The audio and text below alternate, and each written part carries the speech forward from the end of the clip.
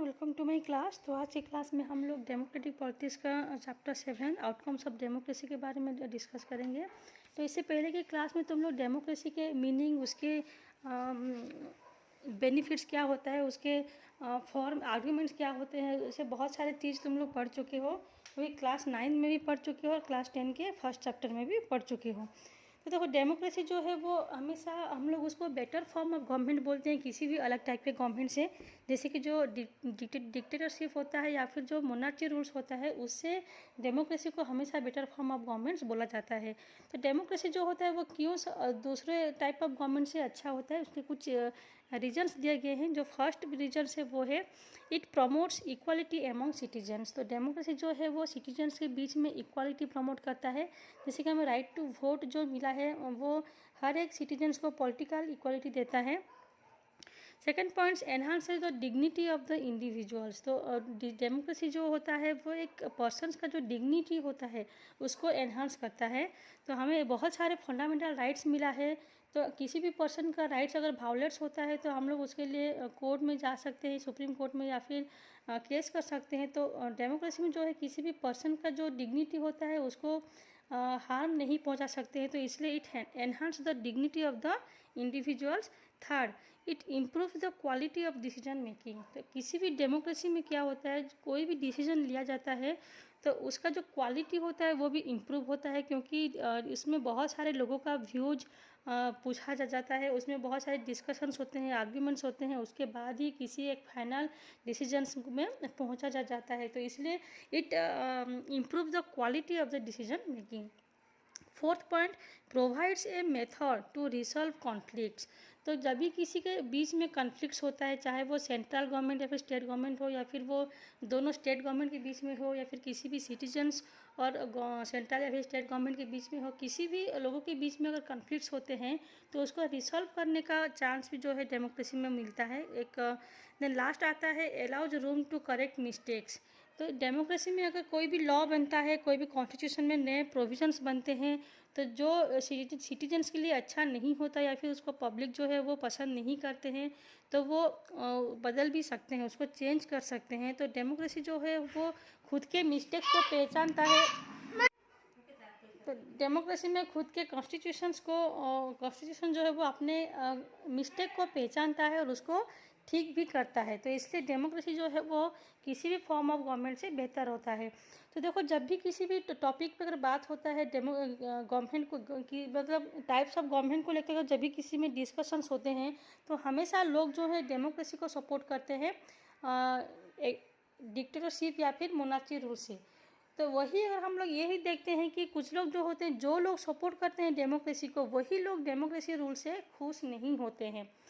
तो इसलिए हम लोग कभी कभी जो होते हैं कन्फ्यूजन में रहते हैं, जो डेमोक्रेसी होता है वो हमारे लिए सही होता है या नहीं। देखो, अगर ये तुम लोग भी फील कर सकते हो, तो अगर किसी भी टॉपिक अगर आता है कि नहीं डेमोक्रेसी अच्छा है या फिर मोनार्ची अच्छा है या फिर डिक्टेटरशिप अच्छा होता है, तो हमेशा हम लोग डेमोक्रेसी को ही सपोर्ट करेंगे, क्योंकि इसमें बहुत सारे सुविधा मिलता है सिटीजन्स को। वही अगर जो प्रैक्टिस का टाइम आता है, तो जब एक कंट्री को में डेमोक्रेसी होता है, इंडिया का ही एग्जांपल लो, तो हम लोग बहुत सारे क्रिटिसाइज़ करने लगते हैं कि इंडिया में ये सिस्टम नहीं है, वो सिस्टम नहीं है, या फिर ऐसा नहीं हो पा रहा है, ये गवर्नमेंट जो है अपना काम ठीक से नहीं कर पा रहा है। तो हमेशा हमेशा हम लोग जब प्रैक्टिकली देखते हैं तो डेमोक्रेसी पे उतने खुश नहीं होते हैं। वही अगर हम लोग मोरली सोचते हैं उसको, तो उसके बहुत सारे अच्छे अच्छे पॉइंट्स आता है। तो इसमें एक क्वेश्चन उठता है कि जो डेमोक्रेसी होता है, खाली हम लोग मोरल रीजन के लिए उसको पसंद करते हैं या फिर प्रैक्टिकली भी उसको हम लोग पसंद करते हैं। तो अभी इसके बारे में देखेंगे। देखो, 100 साल से भी ज़्यादा वर्ल्ड के बहुत सारे कंट्री में हमें डेमोक्रेसी प्रैक्टिस देखने को मिलता है। तो वो सभी का जो फीचर्स होता है वो सेम रहता है। जैसे कि सभी में जो है पॉलिटिकल पार्टीज देखने को मिलते हैं, फॉर्मल कॉन्स्टिट्यूशंस होता है, रेगुलर इलेक्शंस होते हैं, लोगों को सिटीजन्स को जो होता है उनका राइट्स मिला है।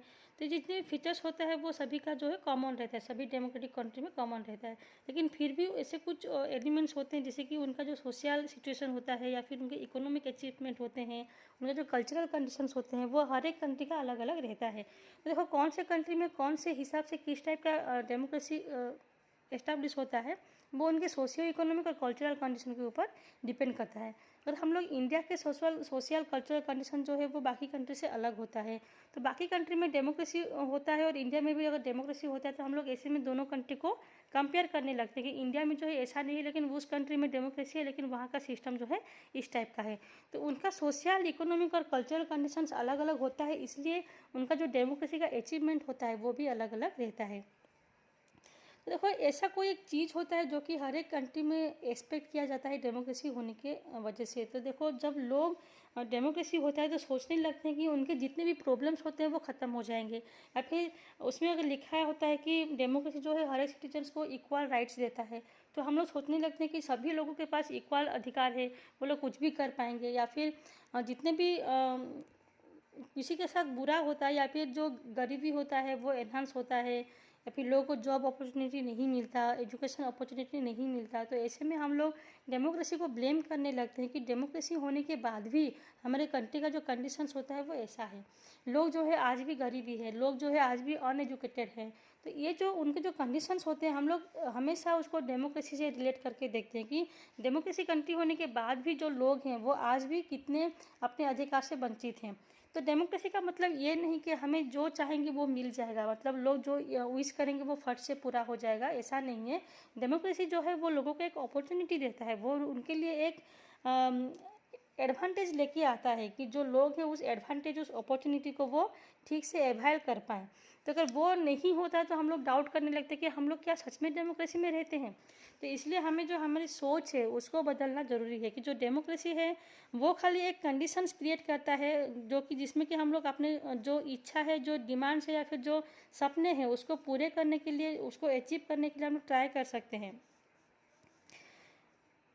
तो इसको देखने के लिए देखो, डेमोक्रेसी के कुछ और भी फीचर्स हैं या फिर कुछ और भी उसके एलिमेंट्स हैं, उसको अभी देखते हैं क्या है डेमोक्रेसी। सबसे पहले आता है accountable, responsive and legitimate government. तो डेमोक्रेसी कंट्री में जो है कुछ एक चीज़ है जो कि सभी सिटीजन्स को मिलना चाहिए। तो डेमोक्रेसी का मतलब होता है एक ऐसा फॉर्म ऑफ गवर्नमेंट जहाँ के भी लोगों को राइट्स होता है अपने रूलर्स को चूज करने का, तो उनके ऊपर ये रूलर्स को कंट्रोल करने का अधिकार भी होता है। जो डिसीजन मेकिंग होता है वहाँ पे लोग जो है पार्टिसिपेट कर सकते हैं या फिर उनके डिसीजन को वो इफेक्ट भी कर सकते हैं। तो गवर्नमेंट कोई डिसीजन लेता है और लोगों को पसंद नहीं आते हैं तो उस डिसीजन को वो मना भी कर सकते हैं या फिर विरोध भी कर सकते हैं। तो इस टाइप का गवर्नमेंट को बोलते हैं डेमोक्रेसी। तो डेमोक्रेसी का जो सबसे पहला आउटकम होता है, आउटकम ऑफ डेमोक्रेसी, वो होता है it produce a government that is accountable to the citizens and responsive to the needs and expectation of the citizens. तो सबसे पहला जो आउटकम्स आता है डेमोक्रेसी का वो है it is accountable to the citizens. तो वो जो है लोगों के लिए अकाउंटेबल होता है, वो रेस्पॉन्सिबल होता है एंड एंसरेबल भी रहता है। तो देखो अभी देखते हैं अकाउंटेबल, रेस्पॉन्सिबल, लेजिटिमेट जो है वो क्या होता है। इन सभी क्वेश्चन को समझने से पहले हम लोग एक और क्वेश्चन को देखते हैं कि जब हम लोग डेमोक्रेसी के बारे में बात आता है तो हम लोग सबसे पहला क्वेश्चन ये उठा देंगे कि डेमोक्रेसी गवर्नमेंट जो है क्या वो एफिशिएंट गवर्नमेंट होता है। मतलब एफिशिएंट मतलब वो जो काम में जो लोग सटीक होते हैं तो उतने एफिशिएंट वो होता है या नहीं। तो हम लोग हमेशा सोचते हैं कि जो अलग टाइप की डेमोक्रेसी होते हैं, जो कि नॉन डेमोक्रेटिक रूलर्स होते हैं, वो डेमोक्रेसी कंट्री से ज़्यादा इफेक्टिव या फिर एफिशिएंट्स होते हैं। देखो ये सही होता है तो कि किसी भी नॉन डेमोक्रेटिक कंट्री में जब किसी भी डिसीजन लिया जाता है तो उनको इसकी चिंता नहीं रहता कि उनको दूसरों का ओपिनियन सुनना पड़ेगा या फिर लोगों के लिए क्या सही है क्या गलत है वो सोचना पड़ेगा, या फिर उनको बहुत सारे मीटिंग्स में जाना पड़ेगा, डेलीबरेशंस हो गए, वो नहीं। क्योंकि वहाँ पे जो है नॉन डेमोक्रेटिक मतलब वो डिक्टेटरशिप होता है जो कि वन पार्टी रूल्स होते हैं, तो वो खुद का डिसीजन खुद लेते हैं, एक ही पर्सन लेता है। तो ऐसे में जो है कोई भी डिसीजन जल्दी लिया जाता है और उसको इम्प्लीमेंट भी बहुत ही जल्दी हो जाता है। तो उसका मतलब ये नहीं कि जो नॉन डेमोक्रेटिक कंट्री होता है वो इनएफिशिएंट होता है। हाँ, ये सही है कि जो डिसीजन लेते हैं उसमें लेने में थोड़ा टाइम लग जाता है, क्योंकि डेमोक्रेसी में बहुत सारे डिस्कशंस होते हैं, अलग अलग मेंबर्स अलग अलग पार्टीज़ के साथ उनको बैठ के नेगोशिएट करना पड़ता है, सभी का व्यू लेना पड़ता है। उसके बाद आखिर में जो व्यू सबके लिए सही होता है वो एक फाइनल डिसीजन लिया जाता है। तो उसका मतलब ये नहीं कि जो डेमोक्रेसी होता है वो एक इनएफिशिएंट गवर्नमेंट होता है। हाँ, लेकिन थोड़ा डिले होता है क्योंकि उसमें बहुत सारे लोगों का व्यू पूछा जाता है। उसका जो सेकंड क्वेश्चन आता है वो ये कि तो सोचो अगर जो कंट्री में नॉन डेमोक्रेटिक होता है वो कोई भी डिसीजन को फट से ले लिया, तो अगर उसको पूरे कंट्री में इम्प्लीमेंट भी कर दिया, तो अगर वही डिसीजन पूरे कंट्री के लोगों को पसंद नहीं आता है तो वो क्या होगा, वो सिटीजन्स लोगों को वो जैसे करके भी मानना पड़ेगा, उनके पास कोई चॉइस या कोई ऑप्शन नहीं होगा कि वो उस डिसीजन को, तो इस तरह के गवर्नमेंट में उन लोगों को जो डिसीजन होता है वो जैसे करके भी मानना होता है। तो वही जो कि उनके लिए सही हो या ना हो, वही अगर हमें डेमोक्रेसी कंट्री में क्या होता है, लोगों के लिए क्या सही है क्या गलत है वो सोच के ही कोई डिसीजन लिया जाता है, तो इसमें बाद में ज़्यादा प्रॉब्लम फेस करने को नहीं पड़ते, क्योंकि उसी डिसीजन में सभी लोग जो है वो खुश होते हैं। तो तीसरा जो देखते हैं कि जो डेमोक्रेसी होता है वो ये इंश्योर करता है कि जो डिसीजन मेकिंग होता है वो सही नॉर्म्स और प्रोसीजर से होता है। मतलब जितने भी नया लॉ बनता है या फिर कोई भी नया स्कीम आता है, कुछ भी होता है, तो उसमें बहुत सारे रूल्स और रेगुलेशंस होते हैं, उसमें बहुत सारे प्रोसीजर्स होता है, उसके बाद ही कोई एक लॉ जो है वो इम्प्लीमेंट होता है।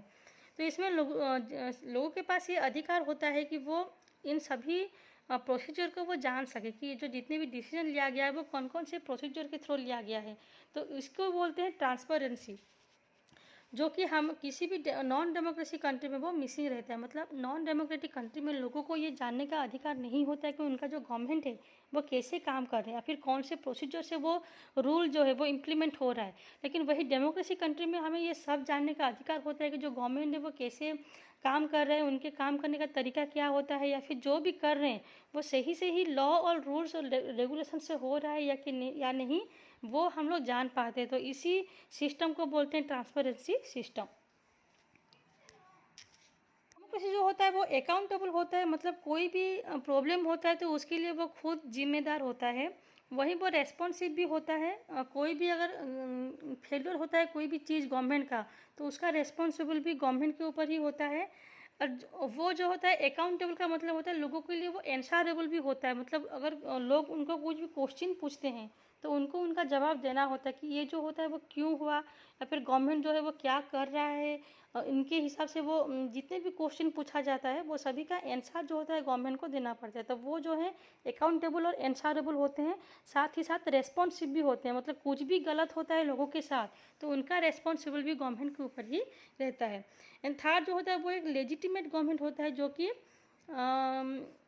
लॉ के हिसाब से करेक्ट होता है। लेजिटिमेट का मतलब होता है वैलिडिटी, जो वैलिड होते हैं वो जो कि लॉ के हिसाब से एकदम सही होता है। तो इसलिए डेमोक्रेसी जो होता है हर तरफ से एक बेटर फॉर्म ऑफ गवर्नमेंट बोला जाता है।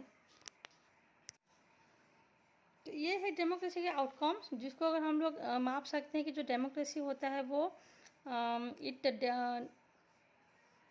The democratic government develop mechanism for citizens to hold the government accountable and mechanism for citizens to take part in the decision making whenever they think fit.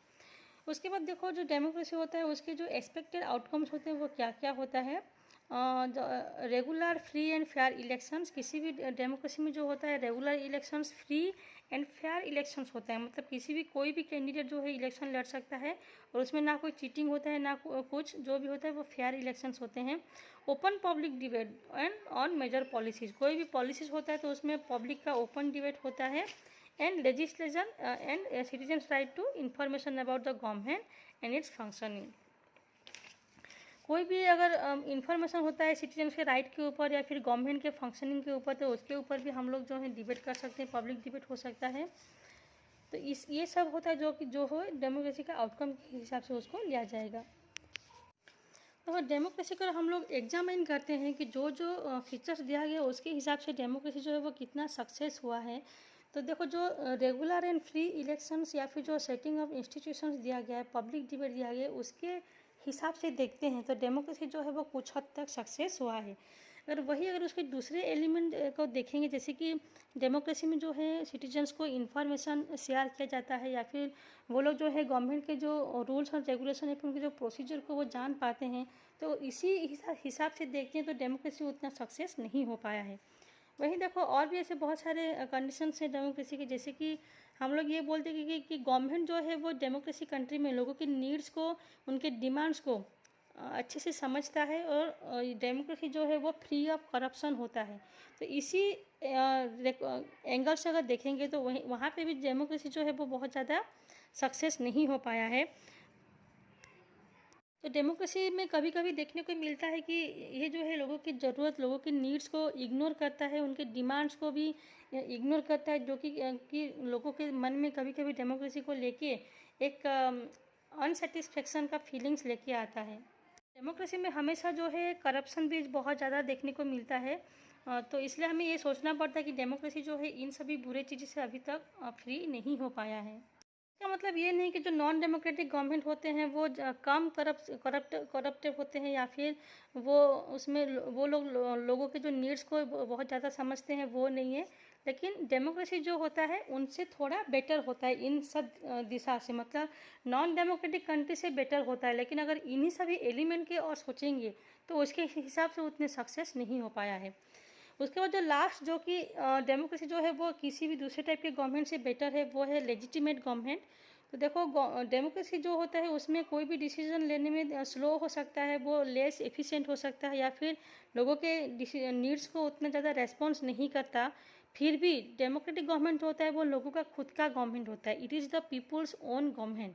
तो इसलिए यहाँ पे जो होते हैं लोगों को बहुत ज़्यादा सपोर्ट देखने को मिलता है डेमोक्रेसी में, क्योंकि अगर उनको डेमोक्रेसी गवर्नमेंट पसंद नहीं आता है तो वो 5 साल बाद उसको चेंज कर सकते हैं। तो ये एक बेनिफिट मिलता है डेमोक्रेसी में कि हम लोग अपना रूलर जो है खुद चूज कर सकते हैं और उसको खुद बदल भी सकते हैं। तो इसी वजह से डेमोक्रेसी को जो है आज के वर्ल्ड में बहुत ज़्यादा सपोर्ट मिला है बाकी के नॉन डेमोक्रेटिक गवर्नमेंट से। क्योंकि आज के वर्ल्ड में लोग जो हैं वो अपने रिप्रेजेंटेटिव्स के थ्रू ही रूल होना पसंद करते हैं, मतलब people wish to be ruled by representatives elected by them. तो वो चाहते हैं कि उनको कोई ऐसा गवर्नमेंट रूल करे जिनको कि उन्होंने खुद चूज किया है वोट देके। उसके बाद जो डेमोक्रेसी है वो बाकी के अलग अलग टाइप के गवर्नमेंट से वो बेटर होता है। तो इसी फीलिंग्स के साथ ही वो चाहते हैं कि हर एक कंट्री में जो है वो डेमोक्रेसी कंट्री ही एस्टैब्लिश